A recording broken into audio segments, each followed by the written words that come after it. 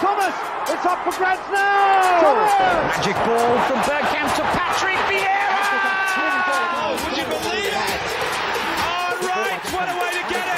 Fabulous solo goal by pierre-emerick.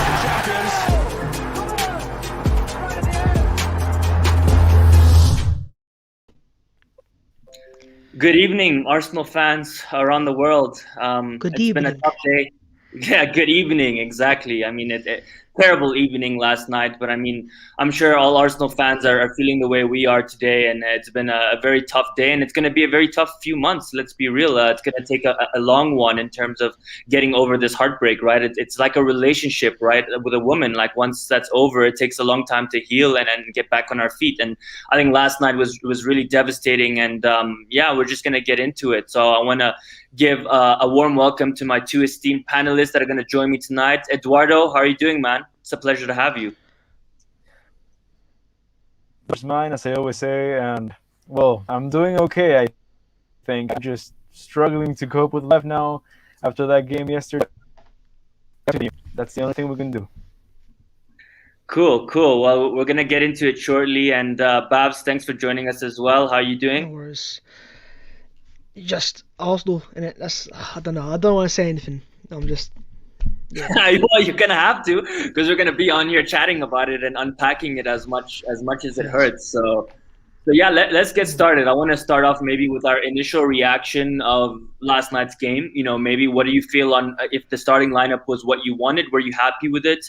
You know, how you thought the first half went, you know, if you thought we had to obviously press more, because as everyone said, the first half was way too slow. It didn't look like we really needed to score. It looked like we were the ones who were defending a lead, right? And then yeah, I mean, just your feelings after the game, because, you know, it's one thing to expect it. I think we've expected disappointment from Arsenal many times, but you guys know, as you know, as Arsenal fans that bleed this club, when it actually happens, it's like a different type of shock, because you can't believe that it actually still happened, even though you were expecting it, you know, and that's how I felt last night. I mean, I'll go first. Last night was the first time I went to go watch an Arsenal game with a friend at a pub. I actually took leave today. I took I told work that I wasn't going to come in today. I had planned this 2 weeks ago, regardless of the result, but obviously expecting that if we did lose, there was no way I was going to be able to go to work and actually be productive. So today I took the day off, but I mean, last night was actually at a pub with a friend, a bunch of Man United fans around me.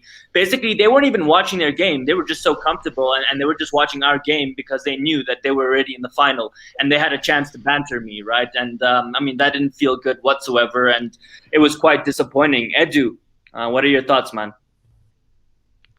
Well, for me, yesterday was a tough day. I cried after the went, and well, for me, this is up there with Baku, up there with the biggest heart I've ever had in Arsenal.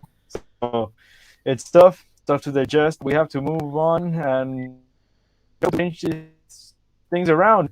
Sadly, have much to do because the owners are trash, the executives are trash, the managers trash, players are trash. So we're doomed. Yeah, no, I totally feel that sentiment, but I think we've been doomed for a long time. It's just, this is like the you know, we're at the bottom of the barrel. We haven't felt, you know, this low into the hole, right? Like we're looking up and we just can't see the sun right now. There's no light, and this is a culmination. We've been digging this hole for a long time, and we finally reached the bottom of it. I think Edu's struggling a little bit with this. Edu, you're struggling a little bit with the connection. Struggling a little bit with the connection. I don't know why. Maybe you can jump out and jump back in. It's coming in and out. Sure. Yeah, it's coming in and out. I'm gonna remove him for a second, and I'm gonna message him. And Bhavs, you can take over and let me know what were your thoughts. As Edu said, I mean, yeah, man, this is we're doomed pretty much. Where's the hope? It's so heartbreaking because you needed one goal, and this entire conversation would be so different. It would be positive, happy, final, Gdansk. But we didn't get that one goal, and it was a heartbreaking moment. But I guess the one small positive in the sense of it is that because we're at the bottom now, the only way is up. You can't get any worse than this, surely. You know, you can't get any worse than this, and that's why I don't know. I'm not saying I'm optimistic, but hoping that somehow Arsenal find it the right, the right way now, get better, get the right recruitment, and find their way back up to the top. Cool. And Bhavs, I mean, and then I'll go back to Edu. I think your connection looks much better. Bhavs, are you Arteta in or Arteta out? Unfortunately, I have to ask this question. I ultimately know the answer, but you have to hear it from the horse himself. So I don't want to answer the question, to be fair, but oh, it's so difficult. I don't want to say it. I haven't said it yet. I really haven't said it yet. Well, this is a perfect opportunity, a perfect platform. This is how I say it. I would love to see Arteta succeed at Arsenal, and if he can turn it around, it'd be great. But if he was to get sacked tomorrow, I'd understand it, because his job right now is untenable. Very professional answer. Cool. I mean, for me, and we'll go to Edu shortly. For me, there's nothing for me to hide. Like, I don't have any reason to protect this guy or be on the fence. I mean, last night was. I mean, I'll be real. Last week was the final straw for me, because when he made those mistakes, those were mistakes that he's never made before. And the magnitude of his mistakes were unforgivable for me. Yes, it's his first year, he's not experienced. He's allowed to make mistakes, and he's made small mistakes along the way. But last week, the mistakes that he made were I just couldn't believe it, because it's just, I think even the worst of managers, the most inexperienced of managers would not, attempt a false nine, a new formation in the biggest game of his career. Forget about Arsenal, his career as a manager. That was his first semi-final in a European competition. Forget that it's a Europa League. It's still a European competition. You still want to win every single game. And he threw that away. And yes, yesterday we weren't as bad, but he royally messed up last week. So I can't forgive him for yesterday. Edu, Arteta in, Arteta out. How do you feel? I tweeted this yesterday. I am Arteta out. Not only because of the elimination yesterday, we're 9th in the league and on the verge of not having any European football. So for me, that could go out to anybody, to any given day. Mistakes can happen, but if you have no choice to win this game, you lose it this way miserably with one target. For me, you have to get out. There's nothing, and I've been very fond of Arteta lately, so he has to go, in my opinion. Absolutely, and I think last night was the final straw for many fans, and I've been saying this for a while, and I'm sure you guys have been saying this for a while as well. I mean, people who, of course, there's always going to be Arsenal fans that want to give the manager the benefit of the doubt because they love the club, not necessarily the manager. They just want to see the club succeed, and whoever is the manager, they'll back him. But I mean, I think a lot of people yesterday, they realized that this guy is not the man. Eduardo, I want to pose a question to you. I mean, I'm sure you know that we had Fabrizio Romano a couple of weeks ago, and this was before the Super League conversation, and he mentioned that, listen, if Arsenal get knocked out, Arteta's job is pretty much safe, and nothing is going to happen. And we saw today, I mean, first of all, I don't know if this is a high expectation, but I expected Josh Kroenke to come out and have a statement because we just got knocked out of Europe, first time in 25 years. He should have addressed the fans today, regardless of if he was going to say something about the manager, whatever. Just as an owner of the club, you got to address the fans, right? Because the fans are in a meltdown right now. We have no clue what's going on. We've just been really smashed in the face by the previous manager that we fired and said is not good enough. But now he's taken a team whose starting lineup, I think, total cost was 50 million, and they're in the final. It's just absurd. So, I mean, do you have any insights on, what's going on in the back room? Have you heard anything about potentially, Daniel Ek putting in a bid now, because there's no better time to put a bid in terms of testing the water with the Kroenkes? But ultimately, have you heard anything about Arteta's job being, on the line right now? Well, as Orny said today, the pressure is mounting on him, but at the moment the Kroenkes want him to stay. Or of what we're trying to build, I don't know what we're trying to build because it's horrible. To put that bid on, and we will see in the next few days the exact amount of one amount and of another. So we'll see what's true, but hopefully the intention. And hopefully Kroenke sells, because this can't go on. This is the worst Arsenal I've seen in my life, and the worst Arsenal some people have in 5 years. So there's nothing else to discuss. There's no time for either players, for the manager, for the owners, for the executives, because all of them are incompetent, and that cannot happen. The 10 top clubs in the world, and that's the bottom line. Absolutely, Edu. I'm sorry to interrupt you. Is there another Wi-Fi that you can connect to? Because we're still struggling a little bit. We're gonna try and carry on, but if there's another option, then maybe we should try and go ahead and do that because it's cutting out quite a bit. Up to you. Just let me know. Bhavs, I mean, you heard what Edu said. I mean, yeah. What is Edu? What are you saying? I said that I was looking for a Ethernet cable, but I didn't find any. So this is probably the reason. No stress. We'll continue and make do and as much as we can. Bhavs, you heard Edu, and I don't know what your thoughts are. 1.8 billion was what we were quoted. Why would you offer 1.8 billion when Arsenal just got knocked out of a European, Europe period? If I was Daniel Ek, I'd be offering 1.6. You know what I mean? And I mean, obviously the value is just diminished in the last 24 hours. Do you think he's still going to submit a 1.8 billion, or you think we're going to see a different bid? I think what we're seeing now is that 1.8 billion will be a lot closer to the valuation of what the Cronkies actually want. Yeah. And I think that's positive if Arsenal fans want to see change in the ownership. Whether it's the right change, we're going to have to wait and see. None of us actually know if he's the right guy. But no, I think if anyone wants to buy Arsenal Football Club, this is the perfect period to do so. Because you're never going to get a better chance. This is the first time we're out of Europe since in 25 years. So the asset that is Arsenal Football Club, the value is depreciated overnight massively. So now they've got a decision to make, and the fact that they've got Henry, Vieira, Bergkamp, and they've even had Wenger now apparently on board with this. So they're gathering momentum. The pressure's on the Cronkies. There'll be a protest most likely on the weekend as well. The manager's underperforming. The team's underperforming. I think this is going to happen. I really do. Well, we know the bid is going to come in obviously this weekend, but I mean, if Kroenke decides to sell, is a completely different story. And we've spoken about this over the last few weeks that even Daniel Ek knows that's going to be a long process. But I think it should speed up the process, right?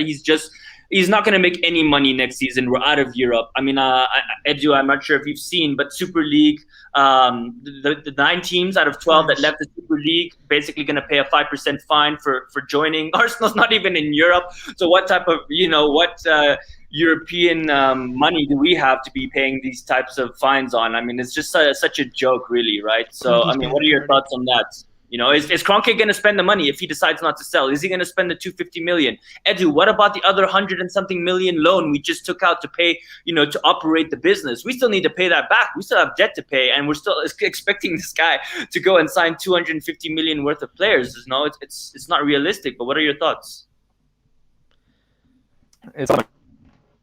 I think we are doomed, and if we stay with Kroenke, we're doomed to fail.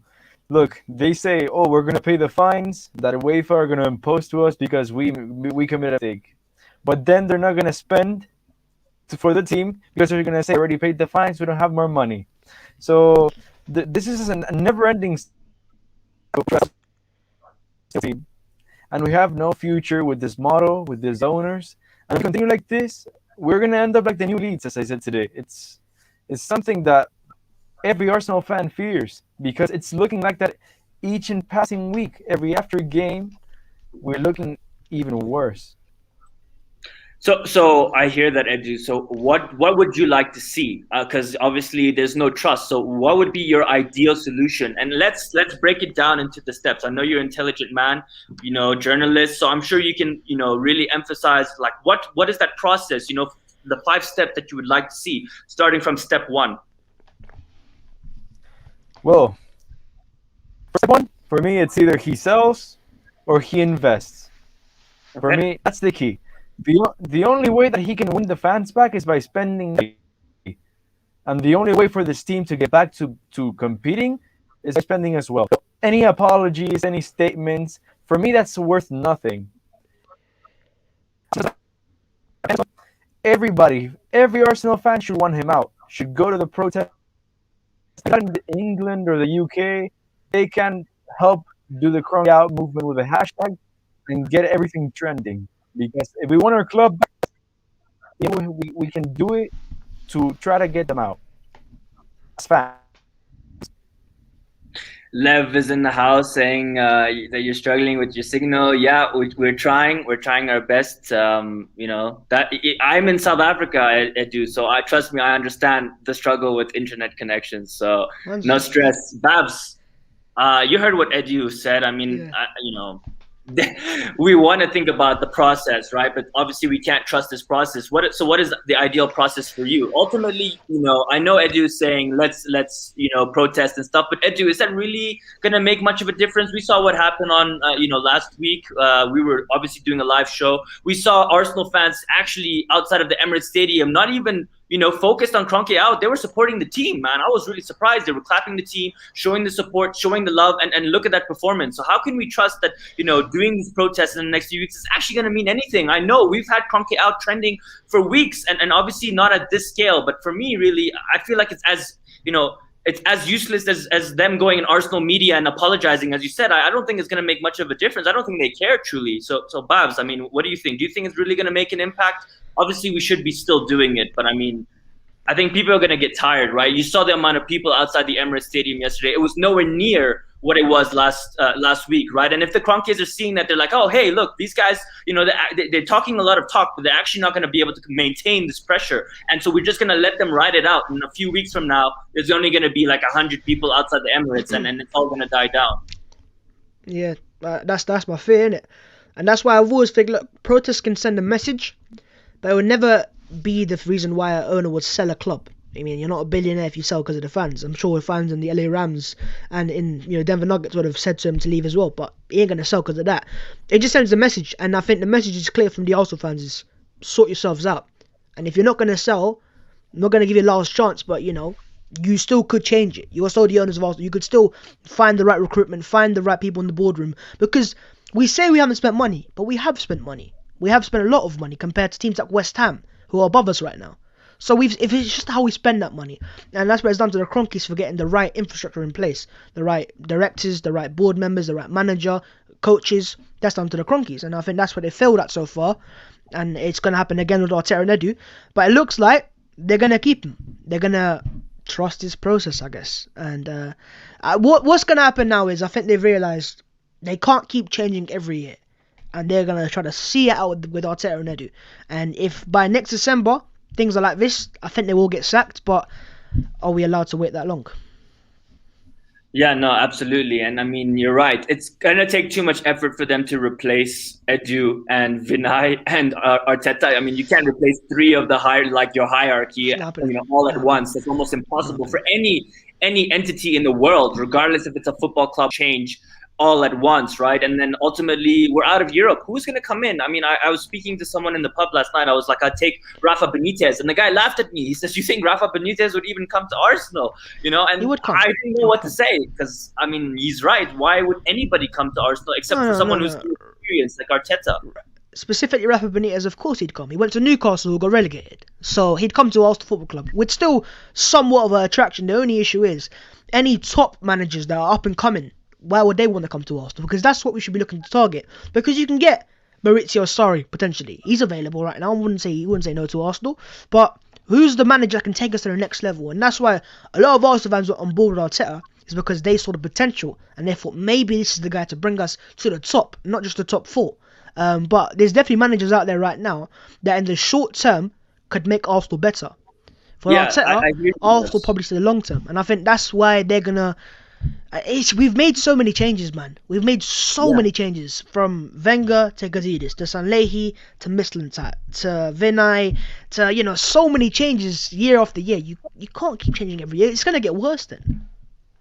So I'm going to go to Edu on this question, because I hear what you're saying, Bhavs. But for me, frankly, any of these managers, if they're not getting 100 to 150 million, I don't see them coming. Why would they tarnish their reputation to come to Arsenal and have an average team, a below average team? So Edu, I mean, do you agree with Bhavs? Do you think someone like Sarri or Benitez would be keen on taking over a failing project that's not only been failing this season, and I know this is a new project, but this project has been going on for 10 years. It's just been, tweaked a little bit here and there, but ultimately it's the same thing. We've not been keeping up with the big boys, and now we're in trouble, and we're looking to get a manager that's going to come in and save us. And I hear Bhavs' point, Edu. I mean, yes, Rafa Benitez, Sarri would be able to improve our team, but just incrementally for me to take us to maybe top 8. I want someone that's going to take us to the top 4, top 2, competing against the big dogs. I mean, Chelsea beating Real Madrid on Wednesday night, I was shocked. Listen, I wanted Madrid to win, but I mean, for Chelsea to compete against Real Madrid, that's a big deal for me. Watching that, I was like, wow, bravo, Chelsea. You stepped up your game. And that's what we want Arsenal to do. But why is that? Why can they do that? Why can they sack managers and yet consistently be like that? It's because they keep the board the same, consistently. The same people in charge, no matter what manager comes in, that same infrastructure is always there. Even Man United right now, a lot of fans are against Ole Gunnar Solskjaer, but that boardroom is always kind of stayed the same or added on to that. Arsenal keep changing it year in, year out, and because Arteta is a manager and not a first team head coach, you're kind of changing the board again when you take Arteta out of that. Edu, your thoughts? Well, whilst I agree with your point that not many people would want to, I think Arsenal is still a very attractive job to any manager. And realistically, there are very few who would right now.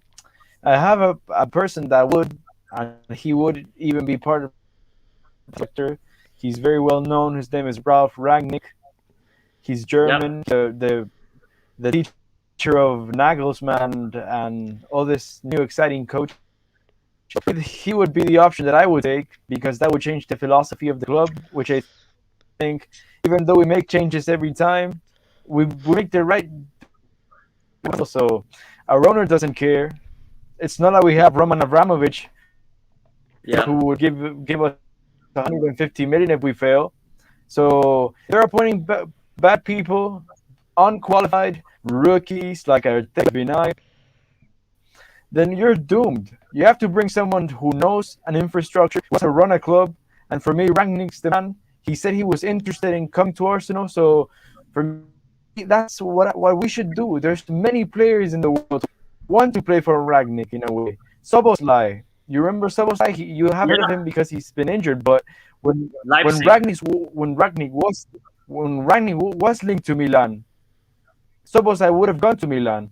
But I think that's the man we should take to change the culture of how we run our things. Find the right players, not an amazing amount of money. Find the right profile. Find the right talent.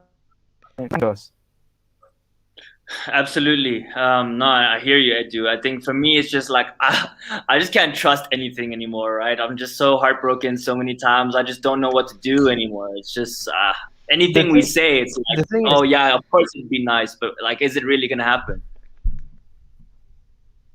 The thing is, you can't have a checkbook manager like Guardiola, like this manager that need 150 million like Conte, with Kroenke as your owner, because he's not gonna give them the money, so they're not gonna come. It's gonna be horrible if they come, so we're not gonna get anywhere. If the Kroenkes remain there, we have to find somebody with a good eye to find the right players like Leicester do, and try to compete that way.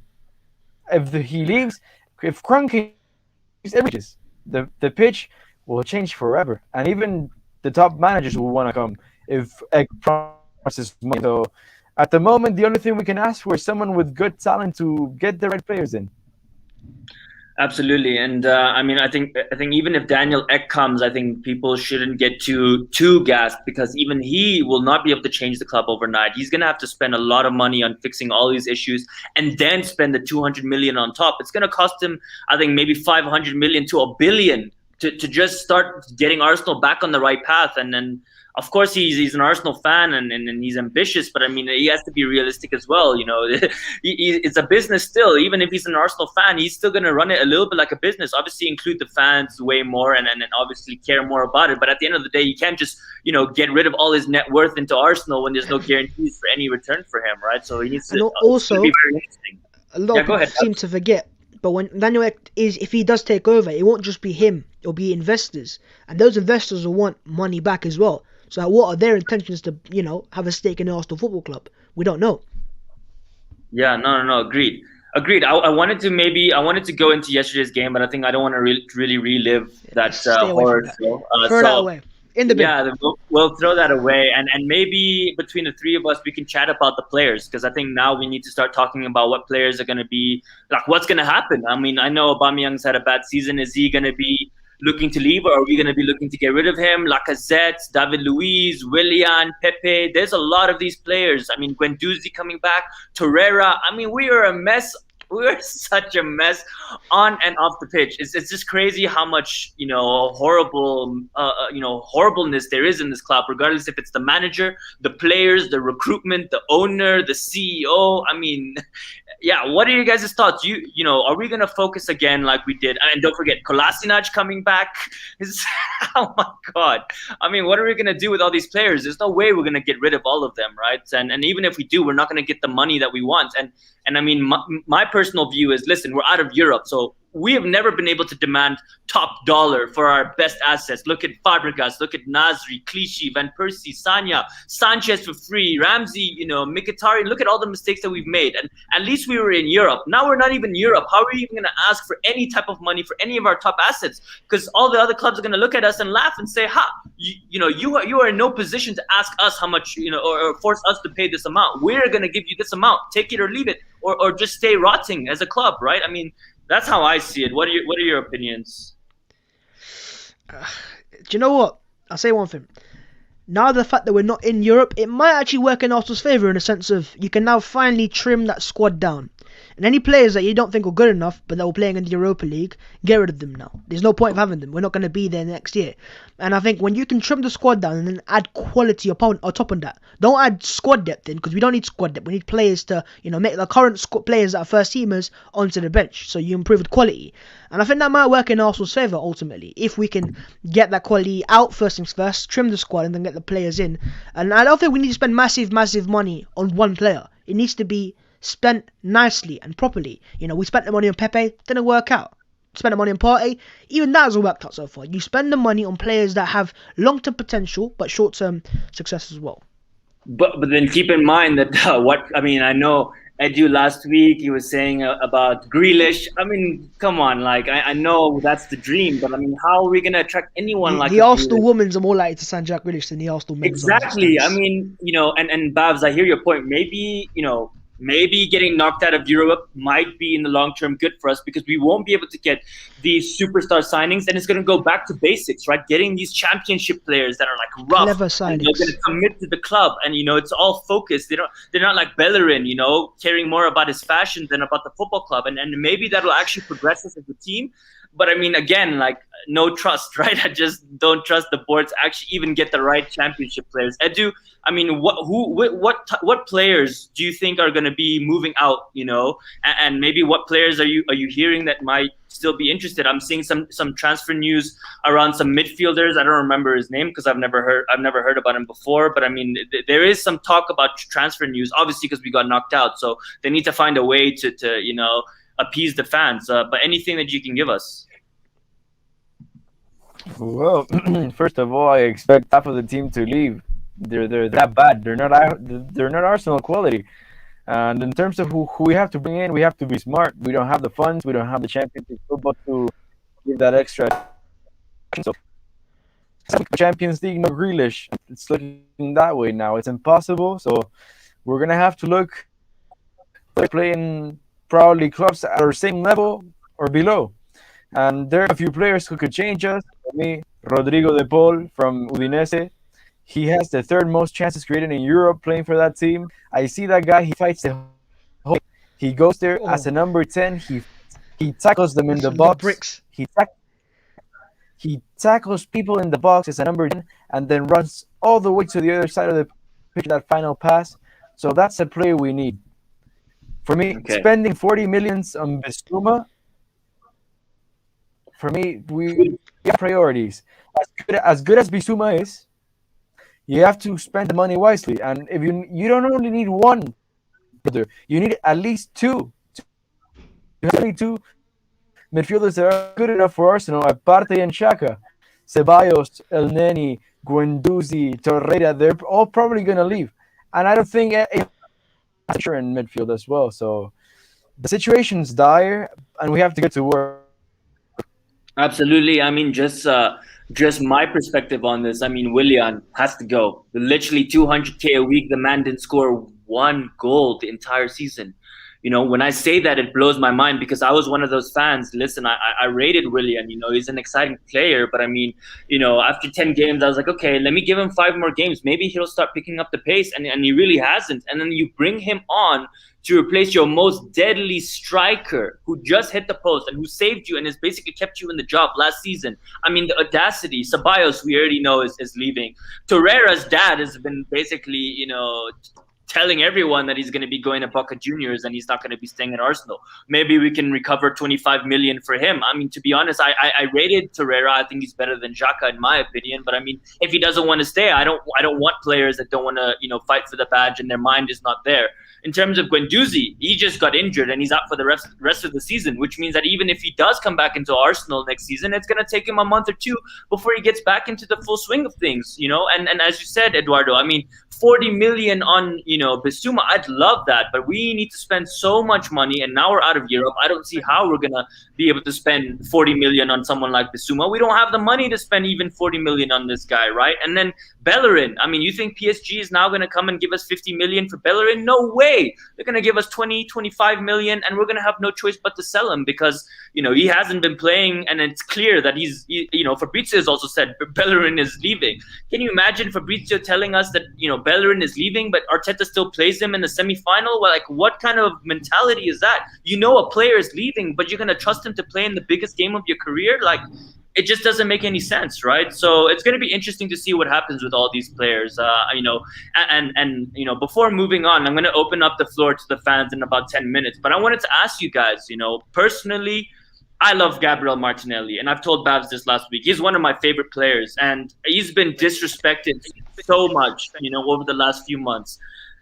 How are we as Arsenal fans confident that Saka, Martinelli, ESR, that they're going to stay next season? Why in their right mind would Martinelli stay next season if Barcelona, Real Madrid, Bayern Munich, they're not going to come sniffing around, knowing Arsenal's a wounded animal right now and that they can offer, 20, 30 million to get our 100 million player, It's ridiculous. So are you guys confident that these young players are going to stay in our team or are they just going to leave? And we can't be upset at them for leaving, We were upset at Van Persie for leaving. We were upset at Sanchez for leaving. But look at the mess that we're in. These players always wanted to win. They always wanted us to sign the top players. And we as fans never recognized that. And now after 5 years, we're suddenly realizing that these players, they wanted to be the best, and Arsenal didn't match their ambitions, and we shouldn't be upset at them for trying to find something else that was going to give them what they wanted, right? Ultimately, if you're a player and you're playing for a top club, you want to win trophies, and if your club is not offering you and not surrounding you by the best of players, why would you want to stay, right? And that's how I feel about these young players. They know that they're hot property right now, so why would they stay?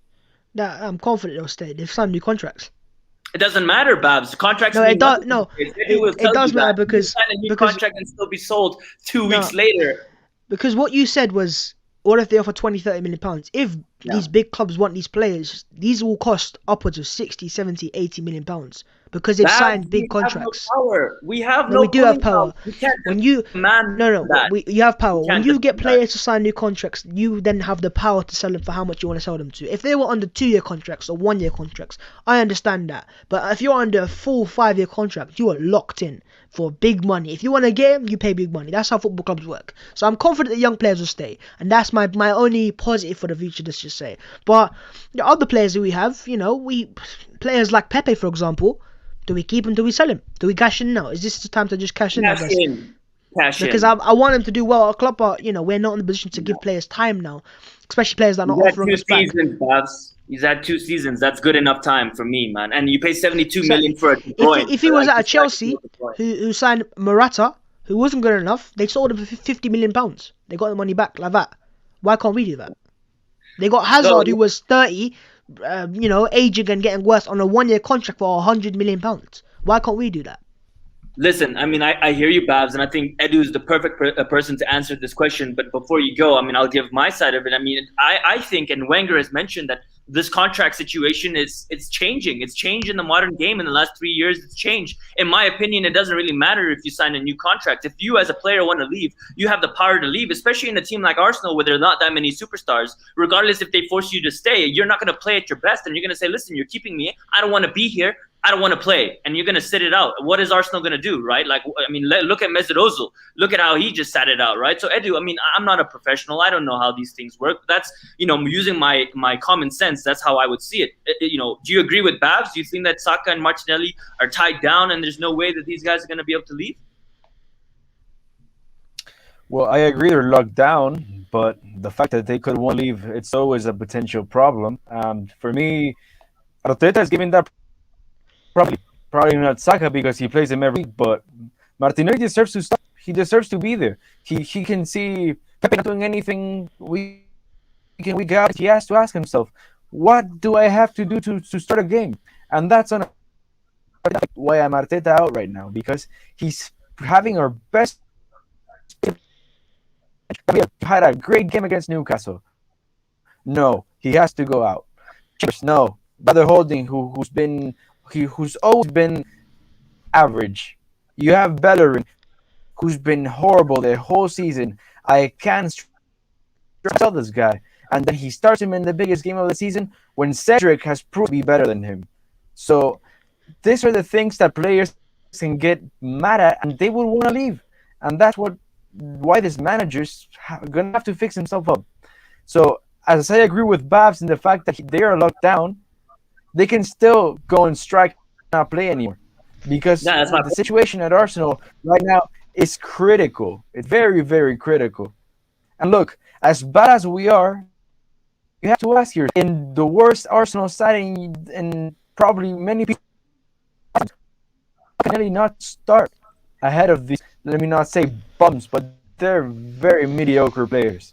So they can if the situation's like that. Yeah, and Edu, I mean, the funny part is that Arteta is the one who signed Cedric. We didn't even need to sign the guy. We literally loaned these guys. Cedric yesterday was ill. And then doesn't play him. Sorry, Bhavs. Cedric was ill. It was confirmed after the game that he was ill yesterday, Cedric. Nah, come on, Bhavs. That's BS. No. I'm just saying what you're saying. I know. I'm just saying, like, that's BS, man. This guy, he's been fit for weeks, and now you're telling me, you know what I mean? Like, this guy he's Arsene Wenger's, doppelganger in a younger version, man. This guy lies to us. Well, I wouldn't mind that because Wenger's a good manager. Well, it took him a long time to get there, by the way. Edu, you were going to say something. Look, I am stressed with guys' formations, dude. Every single week you see a different defense. How can that be the team? You have Leno, who barely can play out from the back. I see him take 50 seconds to pass one ball to the side, and that gets everything down. And then you have Holding and Murray, who can't pass a ball. So you're having a recipe for disaster and showing how rookie you are. If Gabriel's working, keep Gabriel there. Keep Cedric there. Cedric hasn't played for the last 6 games.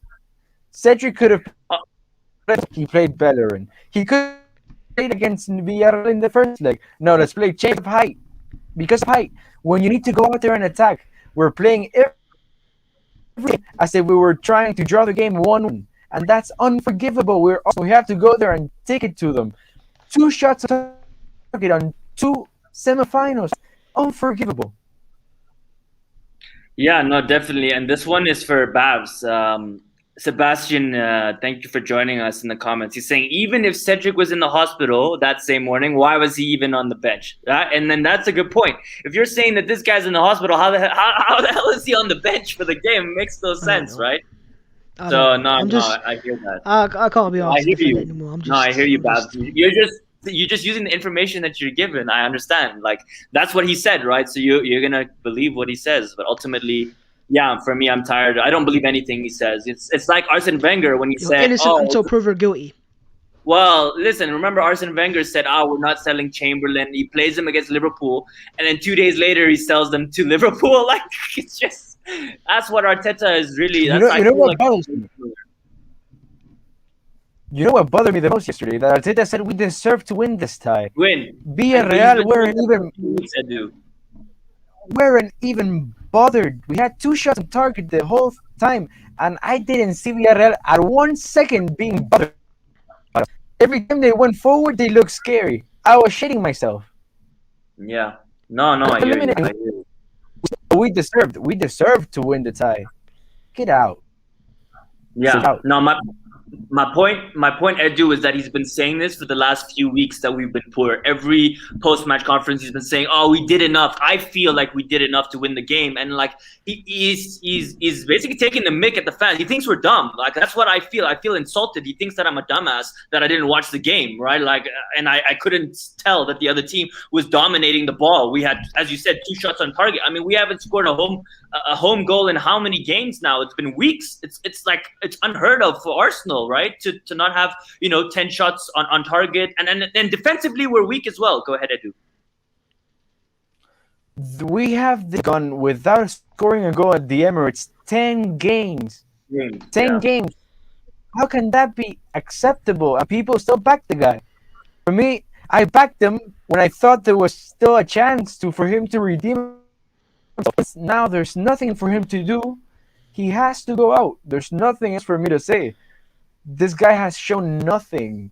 We're playing every game to draw 0-0. And then when we hit a post or when we have a shot on target, that's enough. That's enough. One shot on target's enough to win the game.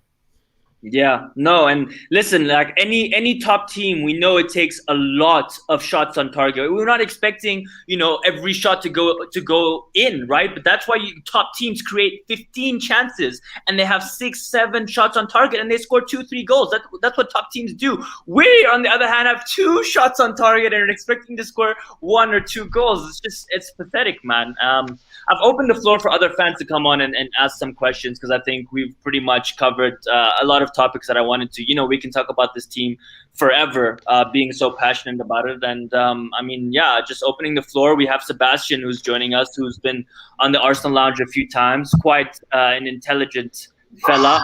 Sebastian, I know that you're hurting because I know how much this team means to you. And what are your thoughts? And if you have any questions to Bhavs or Edu. It's an absolute disgrace. Absolute disgrace. I'm like, biggest game of the season. How can you play like that? Don't forget, it was flat throughout the game. They didn't play as if they wanted to win. 1 shot on target. All we needed was 1 goal. 1 goal. And also, this is a 180-minute game. You've got to take a look at how poor we were in that first leg. When we played a false 9. And then we should have been fortunate when we got that goal in the first leg, saying, right, that should have stirred us on. But it really looked like yesterday it was a complete opposite, because that was comfortable for Villarreal. I have to say, it was comfortable, very comfortable.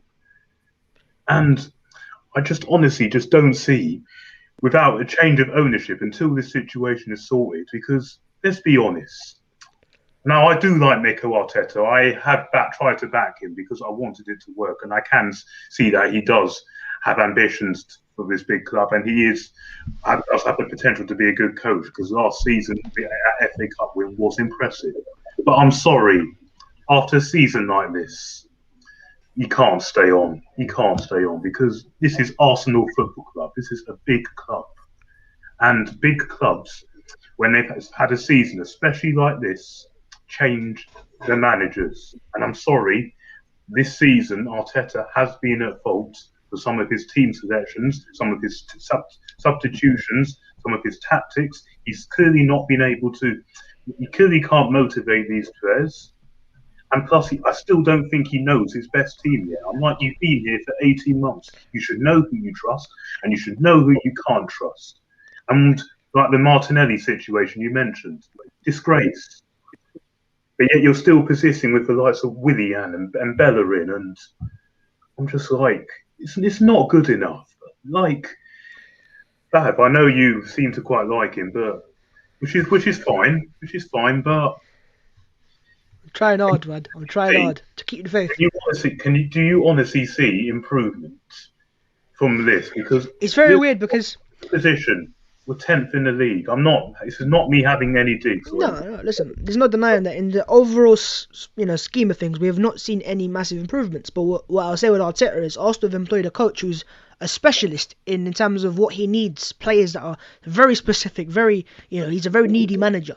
If you look at Pep Guardiola's first year at Man City, he had Man City's greatest ever goalkeeper in Joe Hart. He dropped him straight away to bring in Claudio Bravo because he needed a specialist goalkeeper. So we've got a specialist coach here who's not the greatest of managers right now. He's still learning on the job. But we've got players that are from different regimes. So it's all kind of mixed up from different Emery's era, Wenger's era, Salehi's era, Mislintat's players. It's very weird, let's just say right now. And that's why it's not working. Because you got players like Pepe and then players like Aubameyang and then it doesn't work like that. You need to have a consistent regime there to have a manager in place like Arteta. So for me, he could be the right guy, but it looks like it's the wrong time. Yeah, probably. It probably is. It definitely is the wrong time because let's be honest, we weren't like in a position beforehand to hire someone with no experience. We needed a top coach because we had Emery, didn't work out, and if we treated Emery like this when he wasn't good enough, then this manager, I'm afraid, gets no exemptions because he's not a club legend of the club. He was okay for a couple of seasons. He steadied the ship for a bit, and yes, okay, he did get us some FA Cups as captain as well.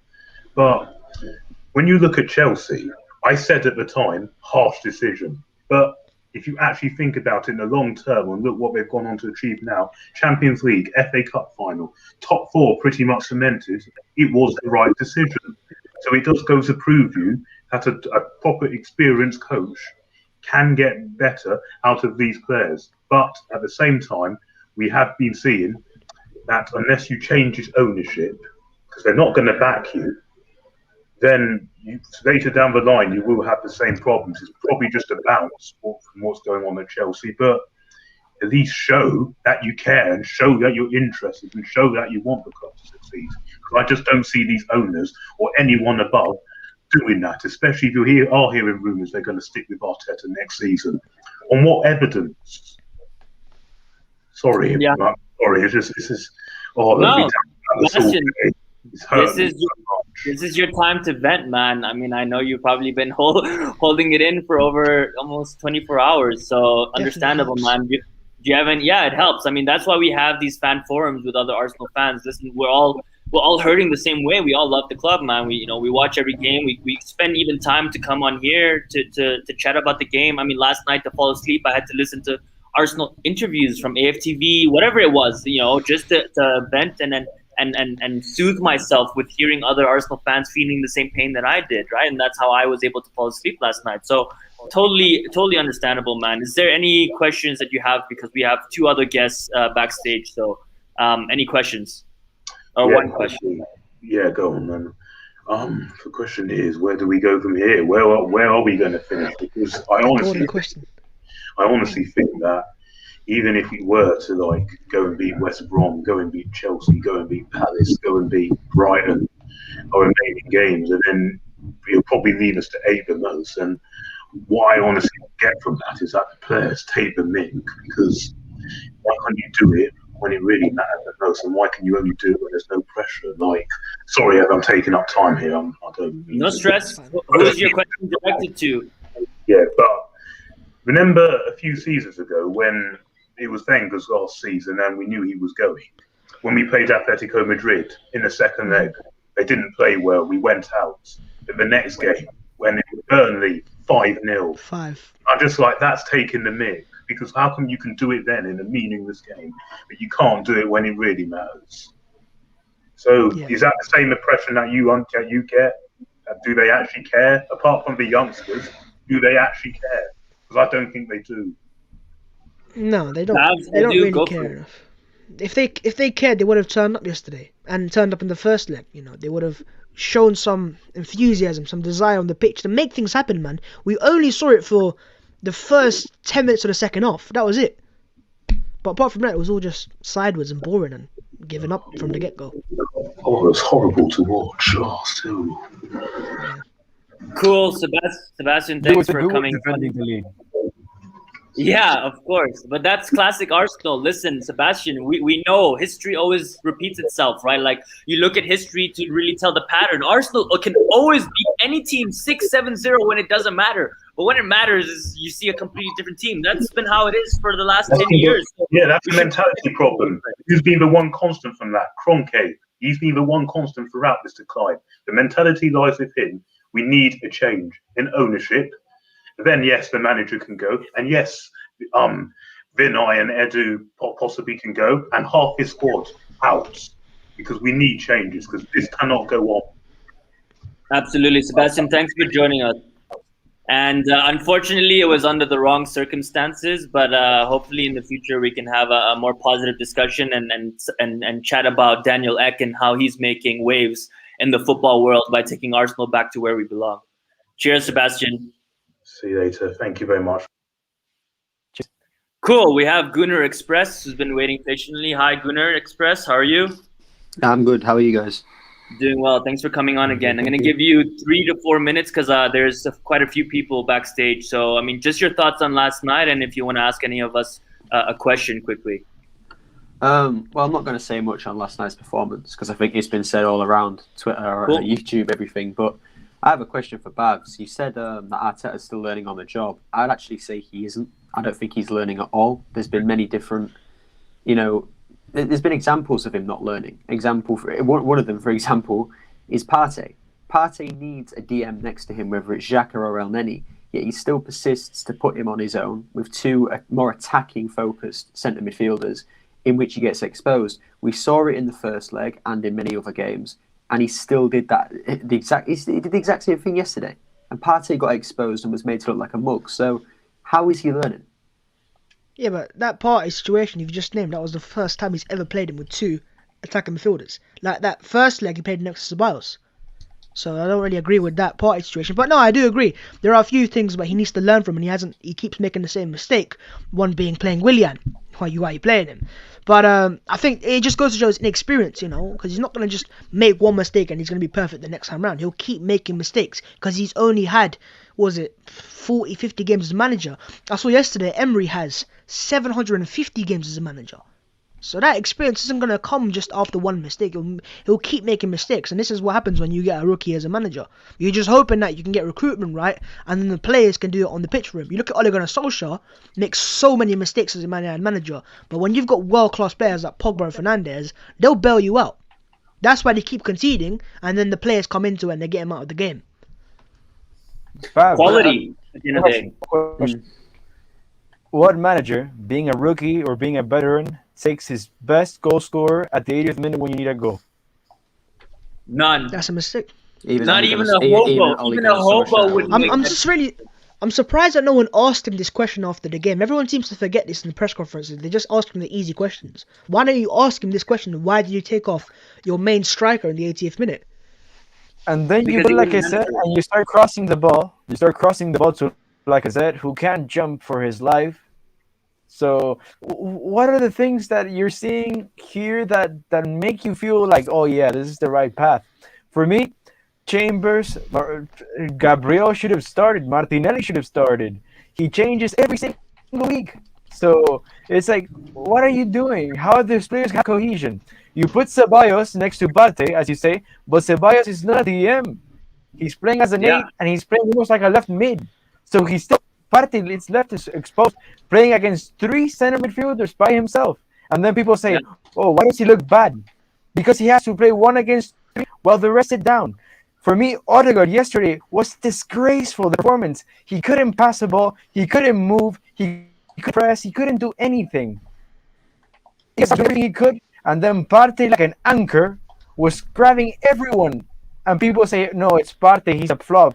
Of course not, man. 1-3 is always going to win the other. The unity is in numbers, man. And this is not working for Partey, and it's not working for Arsenal. Look, if you have 3, 4, 5 attackers, you'd at least expect at least 5 chances. We created like 2, 3 chances and 1 shot on target. So there's nothing in this team. And then Edu, I'd say on that Partey thing though, right? I think with Thomas Partey is we've already seen when you don't have a quality partner next to him, that is on his level, you can't get the best out of him. And I've heard Atletico fans say time and time again that at Atletico, they rated him so highly that Simeone would give Partey Messi to man mark after a game. And I remember Real Madrid fans were very gassed when he left. So, as I said, you look at Thomas Partey now, and that's why you look at the manager and you go, yeah, what are you doing with him here? Why are you not playing to his strengths? You're giving him so much to do when he's not able to do that. Look at Partey's performance at United. We played El Neni by his side, and he played wonderful. You know why? Because he had someone to help him. Ceballos, when he plays with Xhaka, he's great. He's great, no problem. Tierney goes down, we're fucked. What I'll say today, nothing. You know this what might be problem unpopular. No, I was going to say, what might be unpopular, right, is if we had started El Neni yesterday alongside Partey and dropped an Odegaard or a Smith Rowe and sacrificed one of your attackers, we would have gone through.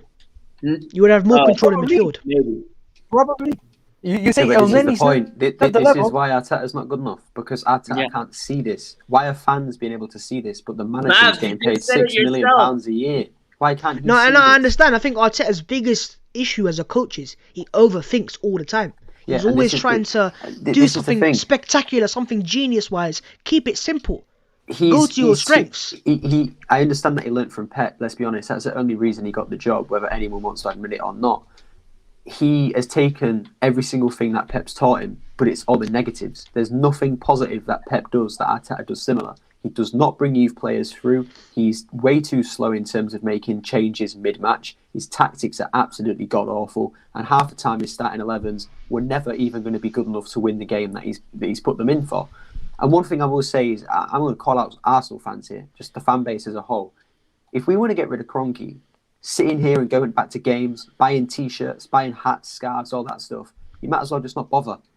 Protests, they're great, but you need to stop giving the people you don't like money, because you're paying them to stay at the club, essentially. You're paying them money to stay at the club. So do not buy shirts, do not buy anything. And as well, I called Odegaard. I said that he wasn't going to be good enough for Arsenal from the very beginning. I said the same thing about Arteta. I was called negative for about 3-4 months on the trot. And now I'm not going to sit here and toot my own horn saying I was right, blah, blah, because at the end of the day, the team isn't doing well enough. And I wanted those players that I criticised and the manager to prove me wrong. But at the end of the day, Arsenal fans, we all need to wake up to the fact that the Kroenkes have never, ever been good enough.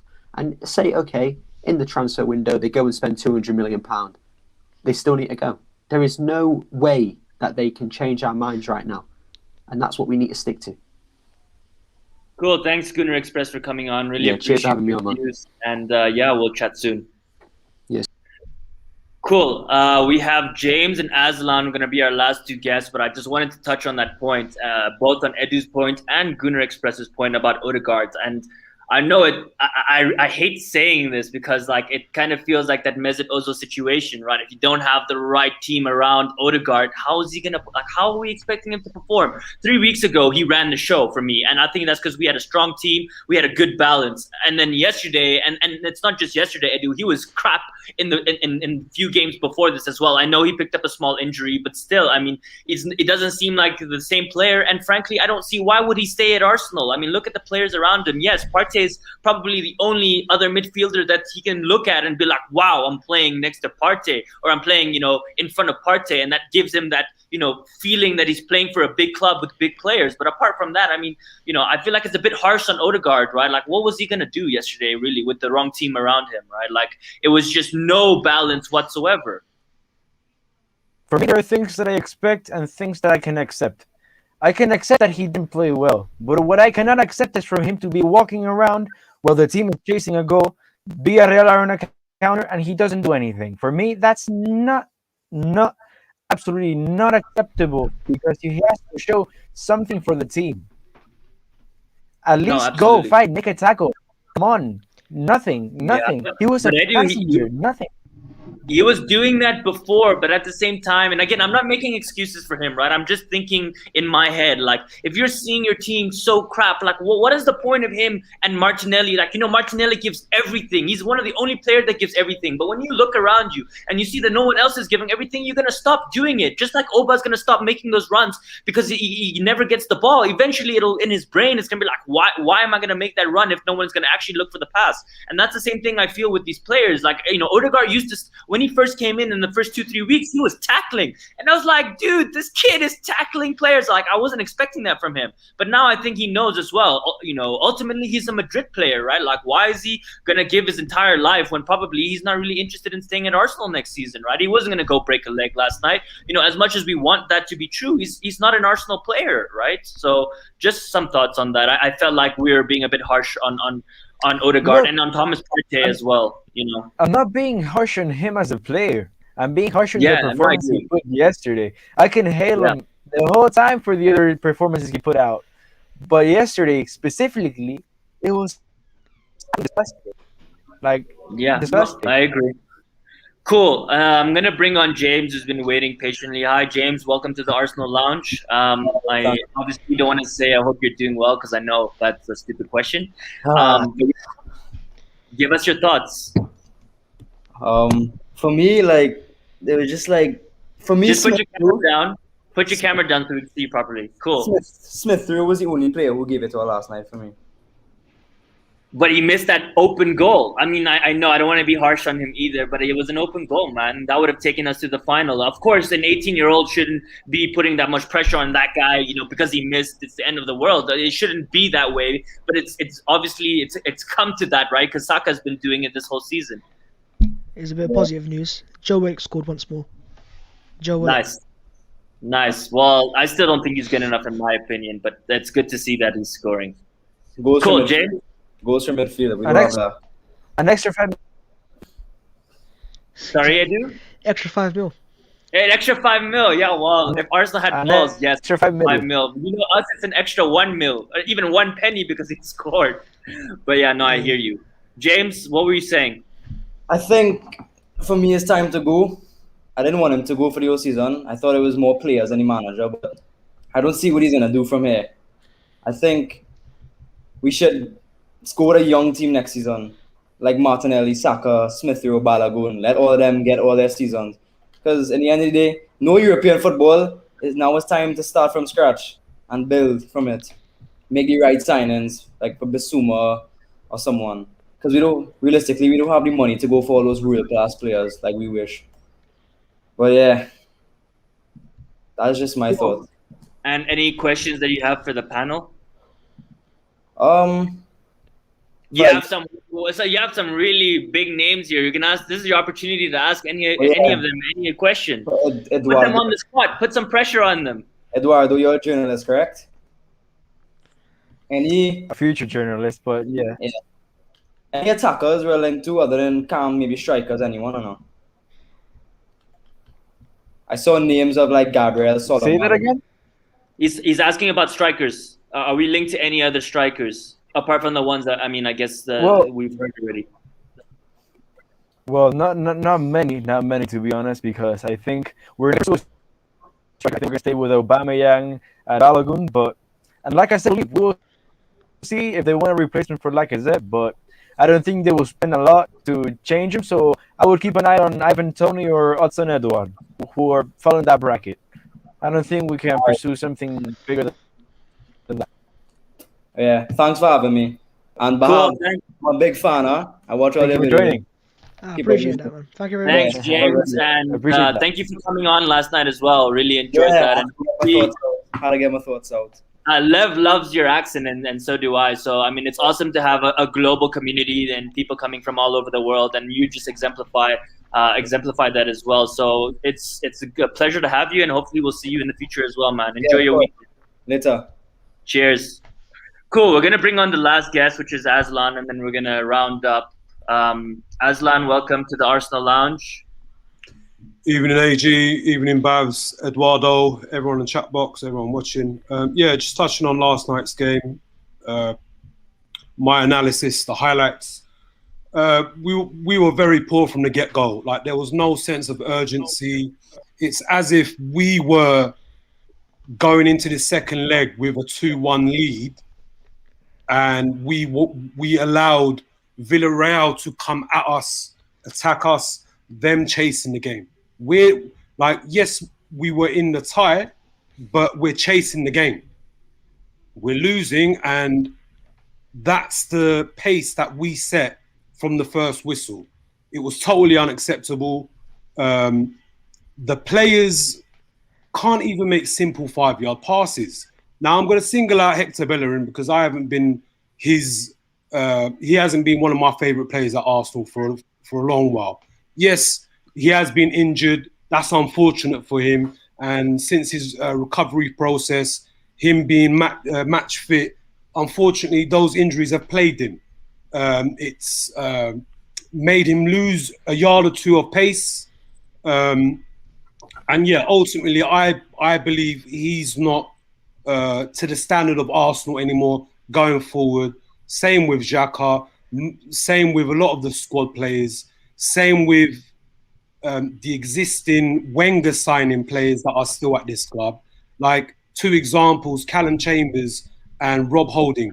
These 2 men, they're in their mid-20s. They still haven't made a senior appearance for their country. They haven't been capped. So why are we still keeping these type of players? One has 1 year left. If we don't sell him for 5-10 million, which we need right now, come next year, the guy's walking for free. So it's rinse and repeat in the mistakes that we're continuing, not just on the field for the manager and the players, but in the boardroom level or in the ownership level, the behind the scenes, we're still making these mistakes. This Don Raul guy who came out giving his interview with Vinay, with that lady, I forgot her name. Anyway, that's the one. You know, talking about us having the presence or that big knock when we come knocking on the door. Other clubs, other players from those clubs will hear our knock. Well, unfortunately, mate, that was just a load of BS. And for me, that guy just ended up being a con man. He conned us fans. Now, again, like, the buck stops with the Cronkies, KSC, both father and son, Stan and Josh. They set the ambition. The buck stops with them on how our club has been run for over a decade. Yes, in the last year or two, they've had full ownership, but the buck stops with them, and the buck stops with the manager on how the players are performing. Yes, the manager has responsibility as much as the players do, because they have to step onto that pitch with pride. They have to know that wearing the Arsenal crest on their chest comes with a lot of pressure. Now, if you're not up to that, then you have to leave, because this ain't a holiday camp where you can all just chill out for the summer. You understand? Like, you cross that touchline onto the pitch, from the first whistle, you have to fight. But unfortunately, for years, we've been under the decline. And yeah, like, we've just lost our identity. We've lost it. And the ownership, they set the ambition. If they set the ambition, then that tells the boardroom that, look, this is our mentality, this is our expectations, which then goes on to the manager to say, like, look, we've hired you, we believe you are the man to take us forward and to win with us, but we're letting you know from the get-go, look, whether we've signed you on a 3-year contract, 5-year contract, these are our expectations, our ambitions as a board, as an ownership, and if you don't cut it, then you're going to be out. Whether that's in 6 months, a year, 18 months, you're out, because our standards, our levels are high. And that's why me as a fan, I've never lowered my expectations. I've never done that. Absolutely, Aslan, that was a very beautiful piece and very, I appreciate that. I think it was very well said. I'll let Bhavs and Edu give their responses. I think my response to that, it's very simple, Aslan. we're a cheap club. We've always been a cheap club. That's why we keep having these same issues over and over again. We know what the problem is. All these players that are average, we just, whether they're on 1-year contract left, 2-year contract left, we're expecting that we're going to get better somehow. We're going to make Champions League. We're going to get that money next season, and then we'll fix the problem. So we make short-term fixes. We bring people like Ben Ayoun. We bring people like Kim Kallstrom. I mean, the list, I can name you 10, 15 players, Dennis Suarez. I mean, we keep fixing our problems with short-term, below-average fixes, and that's never going to be, the long-term solution. And we've been doing this for so long. And I agree with Aslan. I have never reduced my expectation, but at a certain point, Aslan, you get tired as a fan. You get tired as a fan to keep expecting, even 20, 30 million players, right? We keep expecting a little bit, and these guys have never given us something. So at some point, you got to reduce your expectations, because I keep hurting myself every transfer window expecting some superstar player, and I get nothing. And then I get tired, and I'm upset about it, and I don't want to be upset about it. So the only fix for me is to stop expecting it, right? And that has happened over 15 years to the point where we're tired as fans. The ones that love and bleed this club, that pour emotions into this club, it drains the soul out of me, right? So I hear you. Like, of course, I don't want to reduce my expectations, but at the same time, we've been fed scraps for so long that now I don't expect filet mignon. I mean, it's unrealistic for me to even think about it, right? I don't know. That's my feelings. But Bhavs, Edu, feel free to jump in. Yeah. Go on, Edu. Take it away. I completely agree with Aslan. I think our fans have fallen into, I wouldn't say loving, but I would say accustomed to mediocrity. And every time a player gets linked to us, they laugh and they say, "Oh no, why would they downgrade?" and things like that. Like, how? For me today, I mentioned a player from Udinese, and they're saying, "Nah, he wouldn't downgrade to Arsenal." What are you talking about, man? Come on, we are Arsenal Football Club. We are a top 10 club worldwide. And yet behave like as if we were Burnley, man. And I think that's part of the problem as well.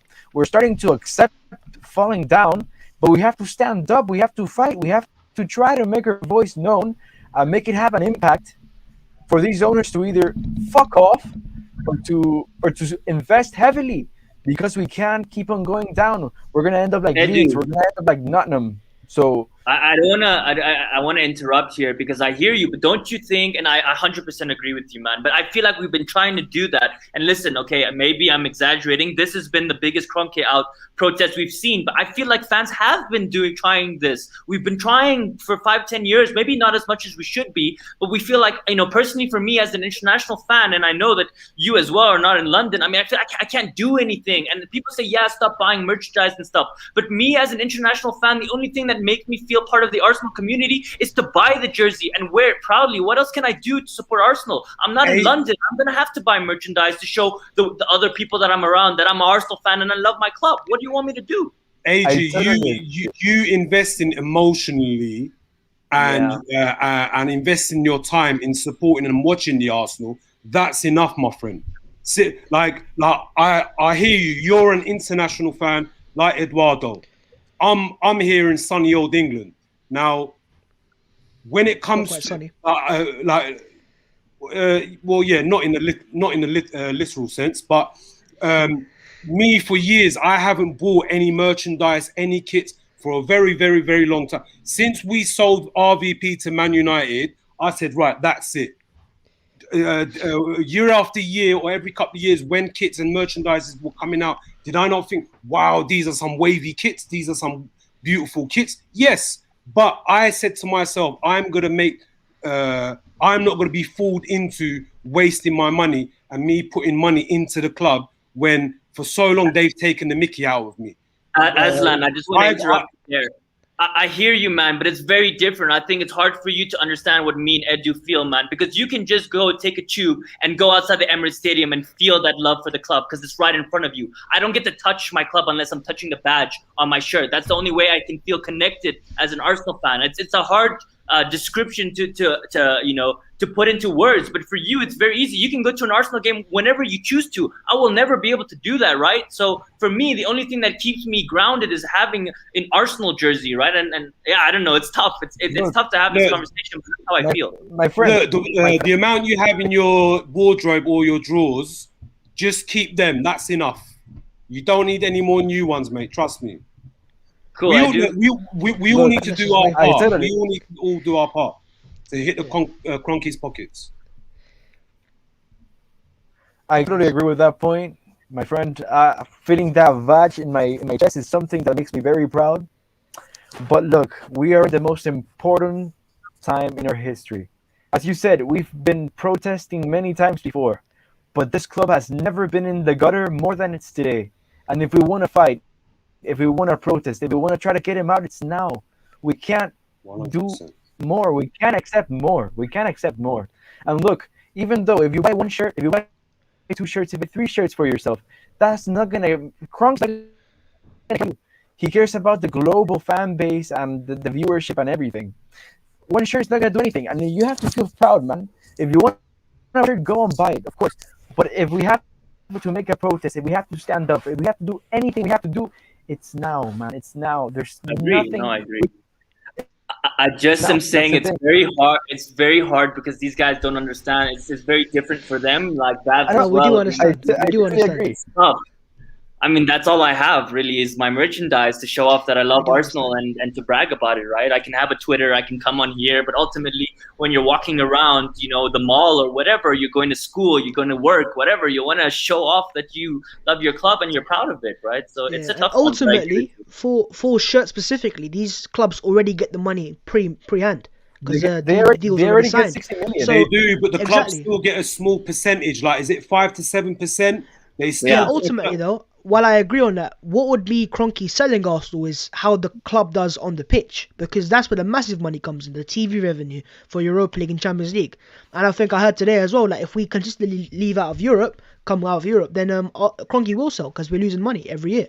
And we've got a massive wage bill. Ultimately, yeah, fans can have a little impact, but the major impact will be on the team, on the pitch. And if they don't qualify year in, year out, Kroenke will sell easily. No, but if we, as a fan base, if we don't invest into the merchandise and the sponsorships, the club is going to have major issues and problems with the sponsors. So when it comes to renewing contracts or to getting a better deal, these are going to be affected. Why? Because they're seeing the fan base is making a noise and they're taking action, and they're not willing to spend until the ambition of this ownership is set high to a high standard. Until that day comes, that's how we should move.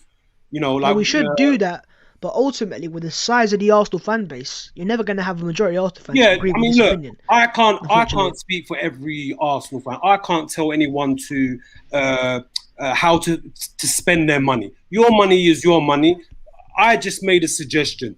That's my suggestion to put on the table, and I'm sure many, like I've heard other people say something similar to that. You know, it's the same with on match days at home.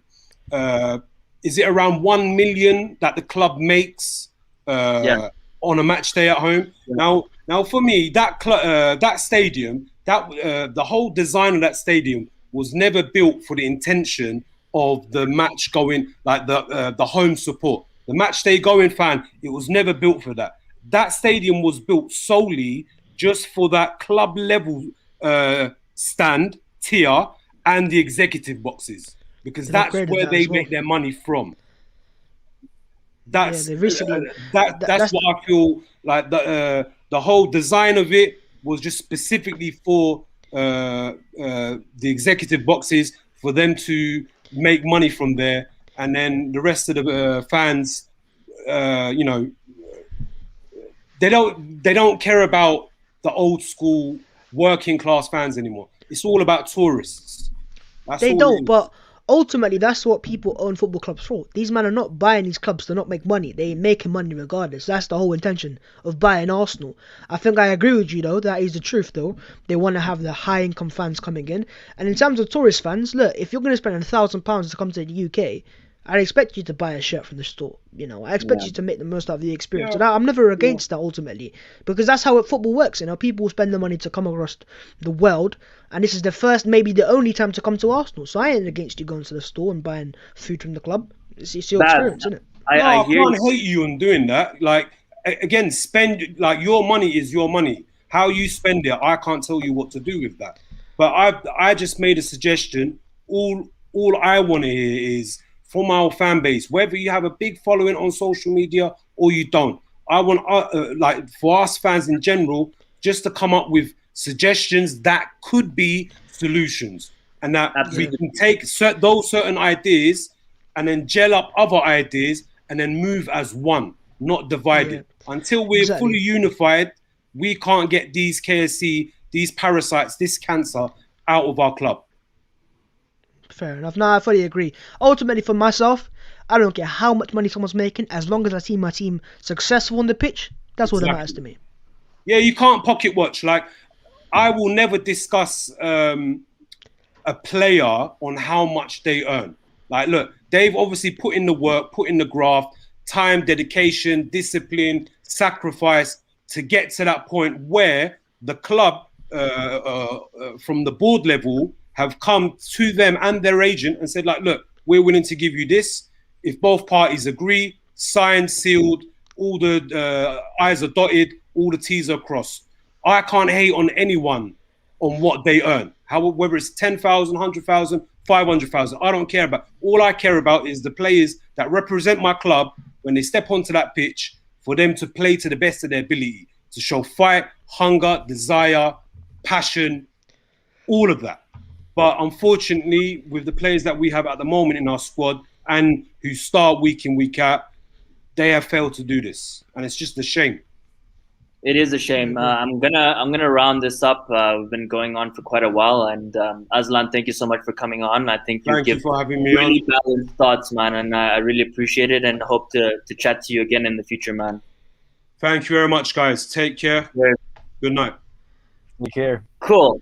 I'm gonna round up because I mean it's still hurting me talking about this, and I mean just wanted to touch on that point, Bhavs. A smart owner, of course, all owners that buy Arsenal want to make money, but a smart owner, a billionaire, like the fact that he's a billionaire, I'm assuming he has some business sense, would spend money to invest in the club to, in the future he'd have the returns. I mean, we would have been in Champions League, we would have been winning trophies every season, and we would have gotten all the money that he spent. The other point is 10 years ago when top players costed, I mean, we sold Van Persie for 30 million, and this guy was the best striker in the Premier League for 30 million. Now the best striker in the Premier League costs 100-something million. So the market is just completely gone, right? And now when we should have spent 100 million, that would have gotten us 5 top players or 4 top players 5-10 years ago, when we had Sanchez, Fabregas, we had good teams, and we were always 1 to 2 players away.